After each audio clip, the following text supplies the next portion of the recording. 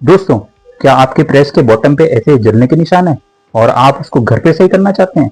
तो जुगाड़ी hack trick में आपका स्वागत है। उसके लिए आपको चाहिए एक तो न्यूज़पेपर और एक घर में काम आने वाला नमक। सबसे पहले आपको इस प्रेस को प्लग में लगा के ऑन कर लेना है। ये प्रेस ऑन है, ज़्यादा गर्म नहीं करनी है, हल्की गर्म करनी है। उसके बाद आपको ये जो आपने नमक लिया है, सॉल्ट लिया है, इसको आपको न्यूज़पेपर के ऊपर छिड़कना है।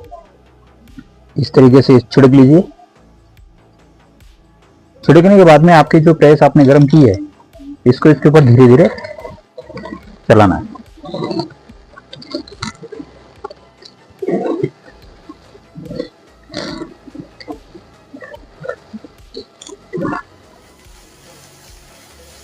थोड़ी देर रगड़ने के बाद आप देखेंगे कि इसके नीचे जो भी जलने के दाग के जो भी चीज़ इसके ऊपर चिपकी हुई थी वो पूरी की पूरी साफ़ हो गई। आप इसको एक साफ कपड़े से साफ़ करिए और आपकी प्रेस वापस यूज़ करने के लिए तैयार है।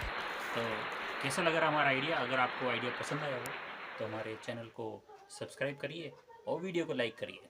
Thank you.